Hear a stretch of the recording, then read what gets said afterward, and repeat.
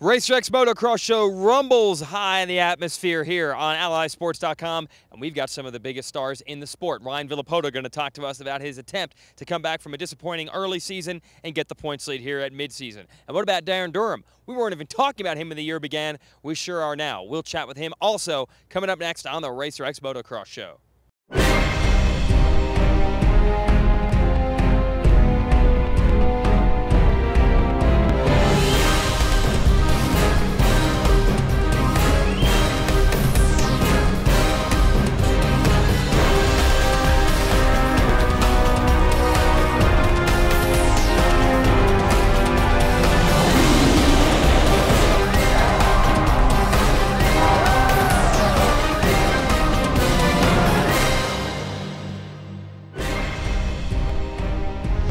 Welcome to your RacerX Motocross Show on AllySports.com. Round 5, the Lucas Oil May Pro Motocross Championship, the Toyota Thunder Valley National in Lakewood, Colorado, just a few minutes west of Denver. Jason Weigandt and Colorado's own Paul Lindsay here to give you the breakdown.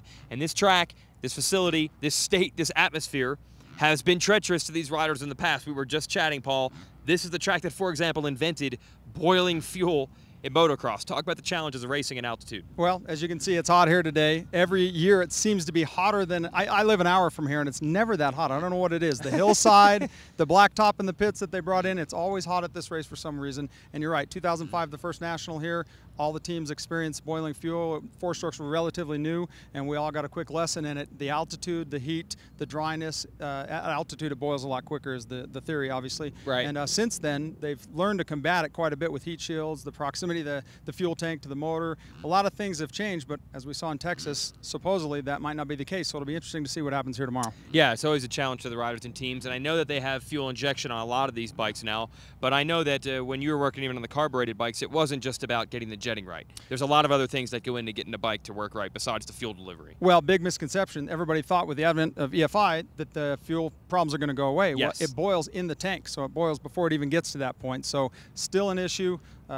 Fuel cooling propositions, they have all kinds of good stuff going on, and they're getting tricky just like they do with everything on those factory bikes. All right, so that's a couple things to watch for this weekend, and that is, of course, just the equipment and the altitude. What about the riders? Well, we had a chance to talk to Ryan Villopoto, who's trying to grab that points lead from Chad Reed. Let's get an update from RV2. Just little problems here and there, okay. But yeah, the first motos have been going good. Well, the last two first motos, and just missing out just on the second motos a little bit. So, you know, there's still like a lot of racing left. We're doing everything we can during the week to change that second motos. There's some weekends off coming up, so that'll make it, you know, a little bit easier to get back, you know, back on top of the ball and get things, you know, where they need to be. If they're not where they need to be after this weekend, we'll see. But I feel good coming into here.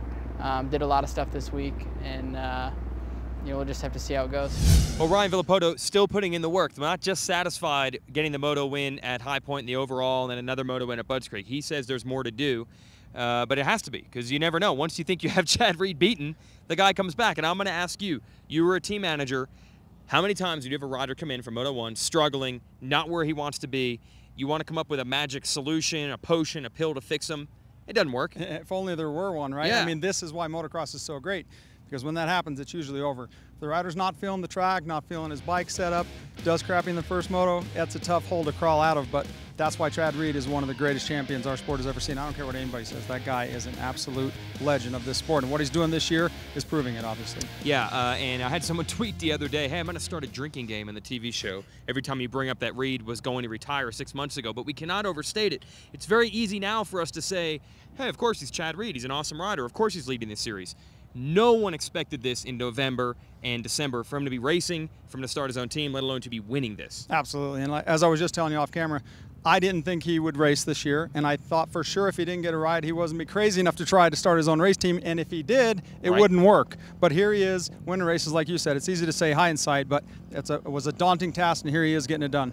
Now, the great gift that we have been given by Reed coming out here and being competitive is great racing. The question had been, how would Ryan Dungey and Ryan Villopoto do if they ever collided with Chad Reed and James Stewart? Well, in Supercross, we actually got to see them battle, and it was great. We're getting to see 3 of the 4 of them here. It's great again. Like we said, same 3 that took it down to the wire in Supercross are out here battling. It's the old school, new school, like the Jeff Stanton, Rick Johnson thing like we talked about. Chad Reed's coming back, and we are getting to see these questions answered. Who is it? Is it the young guys? Is it the new guy, old guys? Chad Reed made a comment in the offseason that a lot of these kids don't remember what him and James have accomplished in this sport, and he's proven it right now. He's your points leader, and I mean, Ryan Villopoto in the first moto, at least last week and at Mount Morris, looked like the Ryan Villopoto we all expected, and then Chad Reed comes back in the second moto every week. And somewhere in the mix is Ryan Dungey, who may be the most consistent of all. Would you be frustrated if you're him at this point, getting so close but not getting that win? I think obviously Texas was very frustrating, and we were calculating the points on that, where he would be if that had not happened. Right. But he's obviously got a good head on his shoulders, one of the key ingredients of being a champion like Ryan is, and maybe a little frustrated, but he's right in the thick of things. I think he is happy maybe where his speed is, and obviously we know he's going to go the distance in the motos too. Now we're waiting for some other riders to break through and challenge those riders in the 450 class, but the big breakthrough everyone's talking about in this series right now has been in the 250 division. Darren Durham, who is proving a privateer in the 250 class where bikes and horsepower are so critical, can compete with the top names. Let's talk to Darren Durham. Yeah, just having a pretty good year so far. You know, I've been working hard, and I'm trying to, get up front, win some races, get in the box. You know, my equipment's good, and I don't have the luxury of a semi or anything, but I just hang out in the back of the box van with a fan, and that's it. I just try to go out and do the best I can. My mechanic Nate, he's one of my buddies, and the truck driver Mike, he's my best friend. I got him in truck driving, so we're just on the road riding dirt bikes. Yeah, I think I've had a few motos this year where I think I should have podiumed, but some stuff kind of held me back, and I want to go do that. And I think if I get in the position where I'm leading again, I think I can finish it out this time. Well, Paul, with the Monster Energy Pro Circuit Kawasaki riders dominating the early stretch of this tour, the obvious question was anyone else on any other team or brand going to challenge them? I don't think the obvious answer was Darren Durham, but at the first moto in Budds Creek, he was running down the 3 Pro Circuit riders until, guess what? His 2009 edition forks broke and he crashed.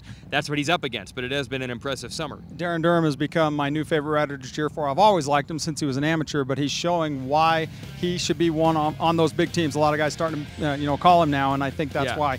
Even at Mount Morris, as we saw, he was leading. I would have put him on under the radar this week because, like you said, in that first moto, he was catching the leaders, and we know he can go the distance. Got a little bit nervous at Mount Morris in front of the hometown crowd, but Darren Durham is a guy to keep your eye on. He's been very exciting to watch. Now, other riders are expecting to break through. They're not there. We all know that Barva Musquin is out, probably for the entire season with a thumb injury. Justin Barcia has mono. But what is happening to Eli Tomac? He is a Colorado native. Is this the race where he's going to get it going? And if he doesn't get it going, what happens? We talked about this last year on this very show about Eli Tomac. Home track, kind of. He lives about 5 hours from here in Durango. He's used to the altitude. A lot of friends, a lot of family. It is his home track, but he hasn't logged a lot of motos on this track per se. But that hometown spark, hopefully, here we are 5 rounds in, maybe he can get it turned around here and chase down those, like you said, the Monster Energy Pro Circuit Kawasaki guys are just got a stranglehold on it right now. But let's say Tomac doesn't. Let's say he has another 5th, 6th place weekend like he's been having, and it's his home track, and we're nearing the halfway point. When do you start to get frustrated, when you have to panic? Because he doesn't want to be 6th place guy. Well, and you know what? That's another thing we talked about last year. Had he not won that opener at Hangtown last year, we would all be saying, look at the amateur Eli Tomac. He's in his 2nd year right now, freshman, and he's getting 3rds, 4ths, 5ths. That's amazing for a young kid. So let's not be too hard on Eli yet, but I agree with you. I think he should be up there, and hopefully he'll turn around here at Lakewood. And can we pick anything out of the 3 riders that are leading this tour right now? You've got Baggett.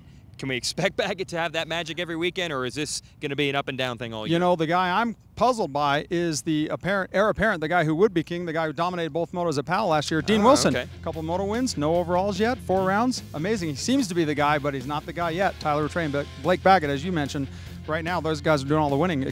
They've flip-flopped every week, basically, in the first 4 rounds. Okay, but they're close, so it's really hard to pick a winner out of those 3. We'll see if anyone can break through this weekend. And you will see it as well. We'll give you the schedule. Of course, the first motos are live right here on allysports.com at 3 o'clock Eastern. That's 1 o'clock local time, Mountain Time. Those motos will also be shown live on Fuel TV. And Speed will have tonight's coverage, Saturday Night Motocross, local time, Mountain Time, 10 and 11. So back-to-back, 450 show, 250 show. Catch it on Speed, all the coverage on race day. As for other riders to watch, we barely have even mentioned other riders outside the top 3 of that 450 class. Had an interesting conversation with Tony Alessi, who's saying, with the way salaries are in this sport right now and the way bonuses are, if you're not getting top 3, you are not making a profit to pay for the practice track, to pay for the practice mechanic, the motorhome, all the things you have to compete. 4th, 5th place, not getting it done. Well, I think that might be a bit of a stretch for Tony to say that, but we all He do never know stretches exactly. things. All right, Tony. So we've seen Tim Ferry and guys like that have offers to ride for maybe 100, 150 grand, and he's right.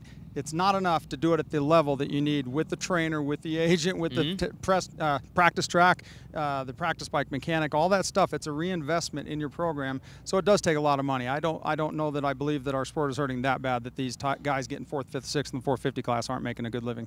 Well, maybe they just get on the podium and they'll solve that problem. That's right, altogether. and Mike is certainly on his way to getting there. Let's welcome him back to that 450 class. Absolutely. So we're looking for maybe a breakthrough there, someone to get in with that top 3. You'll see it on AllySports.com, Fuel TV, and Speed. For Paul Lindsay, I'm Jason Wygant. Thanks for joining us from Thunder Valley, the Toyota National at Lakewood, Round 5 of the Lucas Oil May Pro Motocross Championship. Catch you tomorrow.